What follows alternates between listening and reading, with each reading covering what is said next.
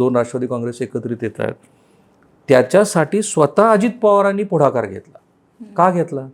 कारण त्यांना हे लक्षात आलं की नगरपालिका निवडणुकीमध्ये त्यांच्या पक्षाचा जो काही वोट शेअर आहे तो डिवाइड झाला.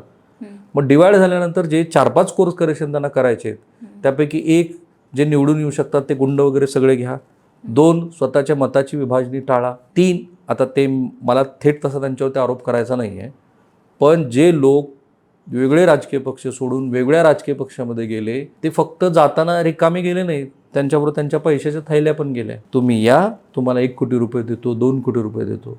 आणि म्हणून ही निवडणूक ना तशा अर्थाने सगळ्या राजकीय पक्षांनी गुंडापुंडांसह स्वतःच्या मताची गणिती मांडून अधिकात अधिक पैसा आपण कसा वाटू शकतो तशा अर्थाने अशा सगळ्याचा विचार करून ही निवडणूक ते लढत असल्यामुळं पूर्वी महाराष्ट्रामध्ये एवढंच होतं. असं आत्ता होतं ते असं आहे का की आत्ता पहिल्यांदाच होतं? नाही आहे.